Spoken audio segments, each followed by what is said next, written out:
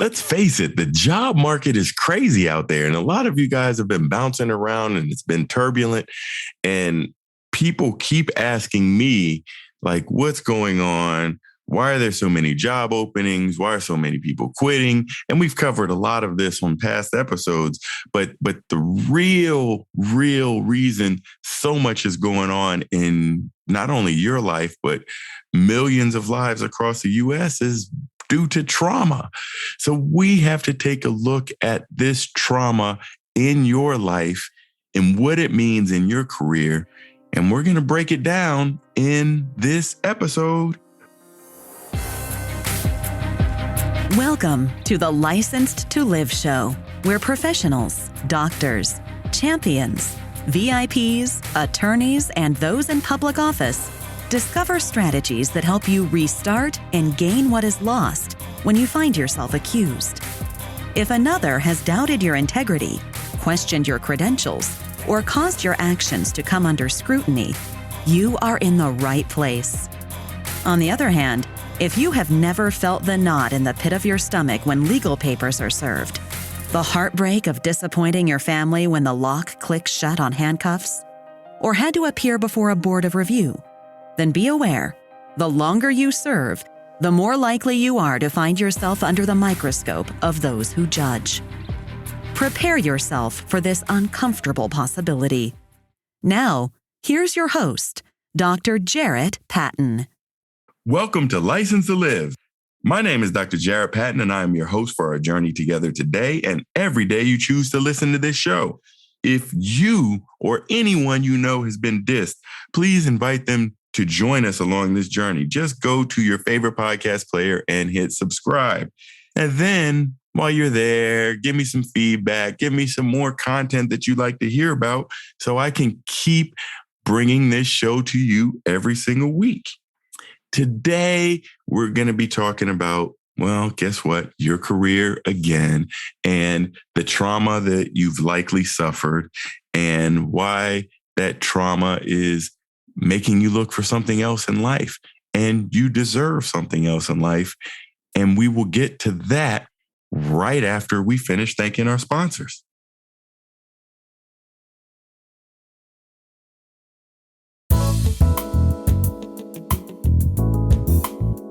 Hey, this is Dr. Jarret Patton. Do you need more positivity in your life? No matter what part of your life you want to transform, positive affirmations can help you achieve your goals. But sometimes making permanent changes can be difficult. Designed with you in mind, License to Live. Daily affirmations to rebuild your life will inspire and equip you to become the best version of yourself. License to Live. Daily affirmations to rebuild your life will set you on the path to changing your mindset, beliefs, speech, and ultimately your actions. You can change your life now by getting your copy at Amazon, Barnes & Noble, your finer book retails, or licensedtolive.com. That's licensedtolive.com.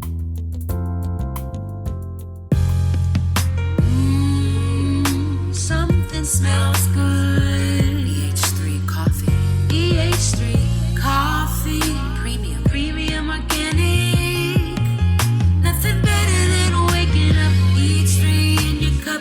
Premium organic. EH3 coffee. Nothing better than in the middle of your day. EH3 coffee. Premium organic. EH3 coffee. This is Super Bowl champion Mike Logan, and you are listening to License to Live. And don't forget, License to Live, the conference is back. Make sure you go to licensedtolive.com to get your tickets. We have a smashing lineup of all these speakers. We have doctors, we have television personalities, we have nurses, you name it. People are coming to deliver a message that will help you change the outlook on your life and your career. All you have to do is sign up for the conference at licensedtolive.com. And guess what? We have continuing medical education credits pending on this conference. So you can get your current job to send you here to Philadelphia to get your life in order. do it today. I have to start out by telling you guys I was in a media interview again recently on a television segment, and they wanted to know about what is going on in healthcare. Why is there such a healthcare shortage, even particularly today when we need healthcare more than ever? And, you know, in a 3 or 4 minute television segment, you can get a good message across. And the message boiled down to trauma and getting help for yourself. And in fact, I'll leave the entire interview in the show notes so you guys can click the link, watch the interview, see exactly what we talked about in the condensed version of this. But I really wanted to break down trauma to you guys and how trauma is constantly something that you're battling, particularly if you guys are in healthcare with us. And there's a lot that's going on. And I mean, we've been talking about it, well, since the beginning of this podcast, which was pre-pandemic, but particularly throughout the pandemic, I've been giving special episodes talking about pandemic-specific issues that are affecting your job today. And it really is going along with such high levels of burnout, such high levels of dissatisfaction, such high level of job turnover. And just, I mean, I've done segments on all of these on television. Just go to my media page on Dr. Jarret, and you can check all of these out. But these are the things that people want to know about. And I want to break down some things in your life that may give you a different perspective. And within this perspective, you say, okay, now I can break it down and move forward. Because let's look at how healthcare has been in the past couple of years. It has been extremely turbulent. There has been constant change. And what does change bring? Well, it brings stress. It brings angst. In general, we as humans, we don't like change. And in a pandemic that seemingly came out of nowhere, that is all that we had is change, because that's all we knew. All we knew that people were suddenly getting sick and they were dying at high rates, and we didn't know what to do. We weren't prepared for this pandemic on a wide scale margin. Some people did better than others, but at the end of the day, we all tried to do the best thing that we could do. And this in and of itself leads to more trauma within you. And I want to put a different spin on this trauma. And yes, we are exposed to lots of heartbreak, lots of death and dying, lots of people who are being left alone because of the isolation. And for those of you who are on the front line, I mean, forget about it. You were exposed to death and dying every day. You were exposed to family members who wanted to comfort their loved ones, but couldn't support them in any way. So you were taking care of lots of patients who had no emotional support. And so you did the best you could in doing your day-to-day jobs and taking care of these patients. But not only could you just do what you do to get by and get through your day to provide the best medical care that you think you could provide, they didn't have anybody to support them socially. Their families were forced to isolate, and some people were too sick to pick up a phone and call and carry on a conversation. So you would see the videos and pictures of all of these heroes who were just doing anything they could, even if it was just holding a phone so that one of their sick patients could FaceTime it through the healthcare system at large into a tailspin. So the look I want to take on this is really about the second victim. Now, the second victim is a well-known phenomenon in healthcare. It is largely described as the healthcare provider who is involved in some sort of medical error that caused a very bad outcome in a patient, and oftentimes it may involve death. And the primary victim of this error is obviously the patient and the patient's families and all of that goes wrong. But the second victim really is the healthcare team, because nobody comes to work thinking that they want to commit a medical error that could cause someone's harm or death. They don't come to work thinking, I'm only going to do a mediocre job today because, well, it's a Wednesday, it's a hump day, and I just feel mediocre. Nobody really approaches life like that, but it all becomes very, very, very, very, very personal in regards to these errors because, well, the healthcare system is highly litigious, and doctors, nurses, technologists, all types of people in healthcare get dragged into different levels of litigation, lawsuit, settlements based on things that may not have gone exactly according to plan. And the system makes the person or people feel immediately responsible, where it's often a systems problem that falls back more on the healthcare system at large, or at least that employer.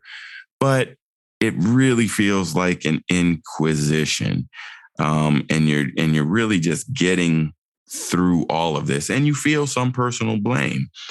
And I want to look at this second victim concept as well.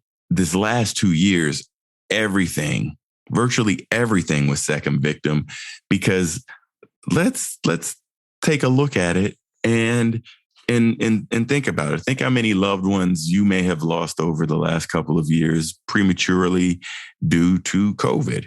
And I know I had some loved ones too. And in fact, I have an aunt, and we'll use her as an example because she lived in New York City. She was a little bit older than middle-aged, I guess. So she was a senior, but she was in good health. But she was part of that early wave of people who fell sick with COVID. Her husband fell sick too, but she wound up in the hospital. He didn't. And she ultimately died there. She was in the ICU for a while. She was transferred out of the ICU to the floor, and she seemed to deteriorate while she was on the floor and ultimately died. And as a family member, you don't get much information. You don't really know what happened. And all you can kind of do is put the story together. And if you work in healthcare, you can probably put a decent story together, but you really have no idea what happened. And for the workers who were part of the second victim, who had to watch her die and die with no family members around, and really not exactly know what's going on, because early in the pandemic, nobody knew what to do. And we kind of just did what we could do, just get people by. And it really just came to, we don't have enough hospital beds to take care of all these people. So I can only imagine the healthcare decisions made around my aunt specifically. Some of the people on the team said, yeah, well, you know what? She's probably doing better. She seems to be making some improvements. Let's switch her to the floor because we have 8 other people in the emergency room on ventilators. And well, guess what? We need a bed. So some decisions were made. She went to the floor, which is a lower level of monitoring. And eventually she started getting worse again. And unfortunately, she died. It's tough. Tough not only on the family, so I could experience it some from the family side, but it's got to be tough on those workers. And when you're looking at the second victim, there are 6 stages that they kind of look at. And I want you to think about all of these 6 stages in the day-to-day life of COVID. It was something that was going on time and time and time and time again. So the first stage around the second victim syndrome or phenomenon is 1, the chaos and accident response. Well, so when these errors are happening, or really thinking about COVID, this everyday life is happening, there is constant chaos and there's constantly an accident response. And somebody within every hospital was giving some sort of daily report on COVID and bed status and intubated and positive and staff and all of that kind of stuff. And that was going on in the background all the time. So you have that chaos and accident response that was there. Number two, you have the intrusive reflection. So in this immediate aftermath of everything going on, those workers had to think about what was going on. That at the end of the day, someone died, and they could have very well died because of some care that was provided or not provided. And you start thinking about this because, well, a lot of us get into healthcare because we want to help people, not because we want to harm people. And because of that, we take it personal when people do get hurt. So you do have a lot of intrusive reflections that put your mind at a worse off psyche, really. And that's just natural, maybe even part of your grieving process. So once you get over that part, you're getting into that third stage where you say, I've got to do something to restore my personal integrity. I feel like I've done something wrong. I feel like I've let people down, and maybe people think of me as less than because of this incident that occurred. And these incidents were occurring every single day. This wasn't an isolated error. This was a collective error, for the lack of any better term, because so much was going on that was unexpected and deadly at the same time. So let's look at number 4. This is the tough part. This is the blame game. This is what the experts call enduring the inquisition, because then people want to find out for every death that happened, was there something we could have done that could have prevented this death? And especially if people are pinpointing it to a certain individual, which often happens, advertently or inadvertently. It's just kind of the way the healthcare system has grown up with mortality and morbidity conferences. And let's analyze this mistake and see who was at fault and see how we can correct this mistake in the future. And so a lot of times people personally get held up in something that may not have been personally their fault. There just wasn't the level of guidance during the pandemic to allow us to say, oh, this is what we should be doing with all of these cases. And when there's constant change and turbulence and almost a moving target, something is going to give, and that's going to be tough. So after you endured the inquisition on the 4th stage, you're going to lead to the 5th stage, which is emotional first aid. So you've got to do some things to make yourself feel better and get better, even if it's a little bit of Band-Aid to put on top of the wounds that you've been having. But a lot of times, that's when you have to take care of yourself. And as much as you've had dedication to your unit, to your department, to your organization, this is the time to not think selflessly. You need to really think about yourself and apply the aid that you need, whether it's a break, a vacation, just a sabbatical, some time off to process and get through this. And this part is where a lot of people could not get to. You could not get to that emotional first aid because, well, sorry that your aunt died, but there are 52,000 other people in this same place and we have to move on. So we can't even pause and remember and apply the first aid we need. And we continue to get stuck. So in this case, we just never get the aid and we hurt some more. And then that's when the burnout kicks in. That's when we want to leave. That's when we do something else. And again, this leads to the problem in which we are here. And the last stage is all about moving on. So yes, this happened.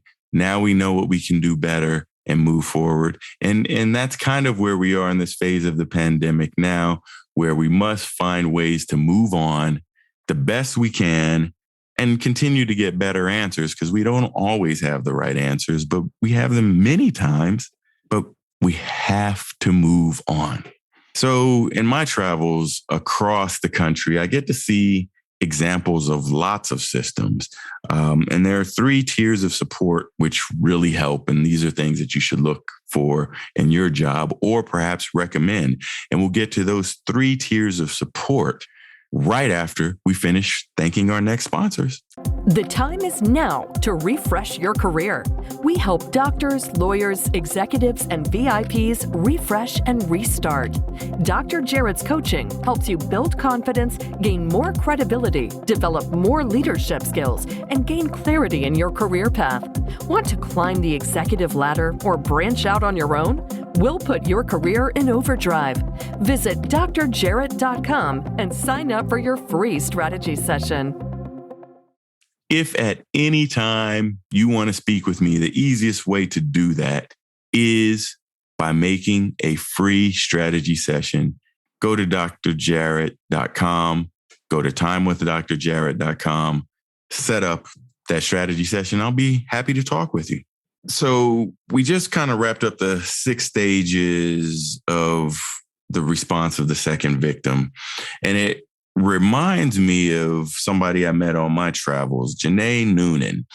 Janae Noonan is a UFC champion. She fought in the octagon for a number of years at the highest levels, and she was a champion in her weight class. And she was a fierce competitor for a lot of that time. However, she literally broke her neck fighting in the ring. And basically, she lost all of her athletic acumen. She certainly wasn't fighting. She was barely and had to do a lot just in order to walk. But Janae beat the odds. She kept working with her therapist, and they got her walking again, and they got her moving again. And believe it or not, she got to fight again. And she said to me, because we were both speakers at a conference a couple of years ago, and she feels like that fight for her to train and get better and better and better and better and better again, even though it was against the odds, even though people say she would never get in that ring again and fight, she was able to do that. And, I said, besides the fact that she's a best-selling author and she's had a few best-selling books, and we actually had a lot in common because she has a master's in behavioral sciences. So that goes right in line with my Who's Badass Kids Are Those book series. So we had lots to talk about. But the biggest thing that she said at that time is, have fun. I like to be myself. And I don't care what anyone else thinks. So when you go through a big change like that in your life, you have to say, I have to stop listening to other people, and I have to do what's right for me.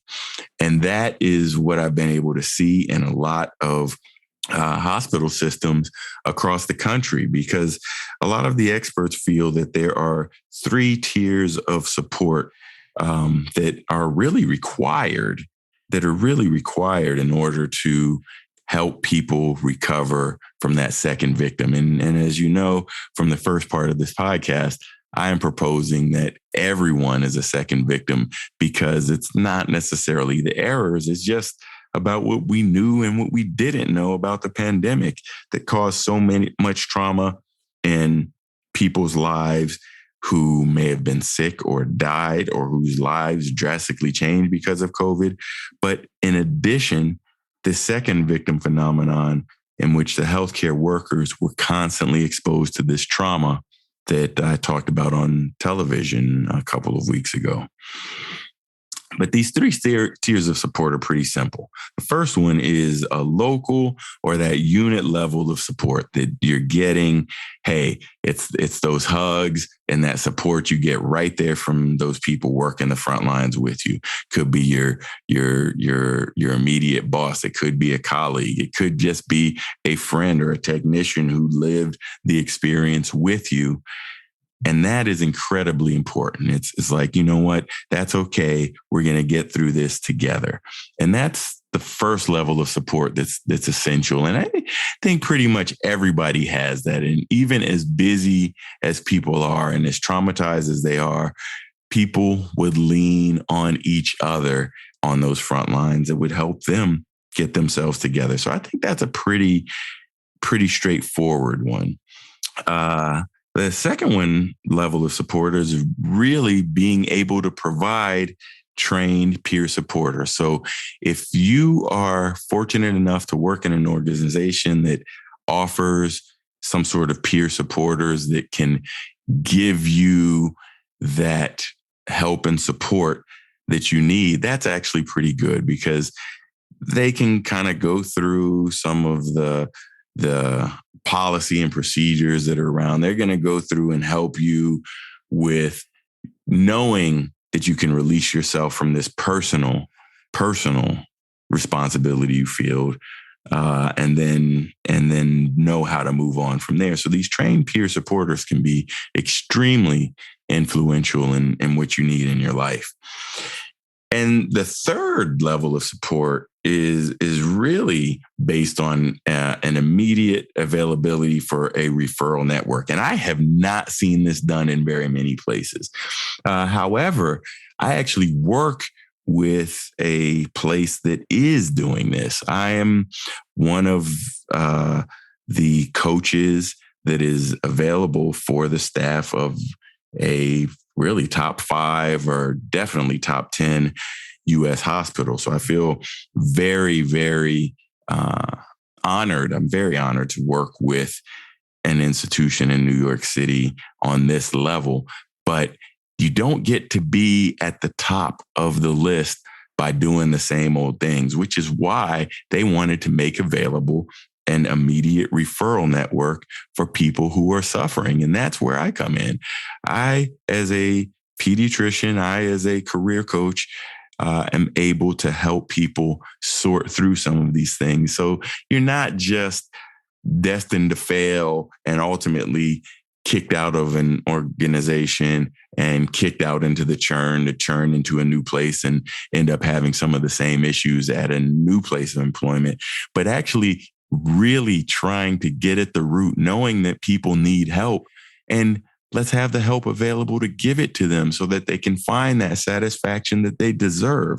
So that third level, that referral network that's immediately available, that's lacking in most places. But if you are in a place that has something like that, take advantage.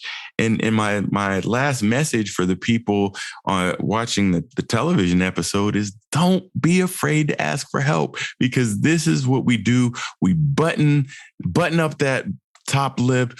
We pull up those bootstraps and we just try to march forward, even to our own drum. And sometimes that works against you. Simply ask for help. Remember, fire starters, if you or anyone you know has been dissed, please invite them to join us along this journey. Simply go to your favorite podcast player and subscribe to License to Live.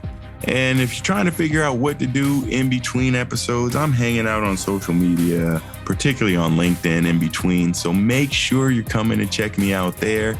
And you can find me at Dr. Jarret, spell out the word doctor, J-A 2 R's E 1 T, and we will engage. And until then, I will see you next time.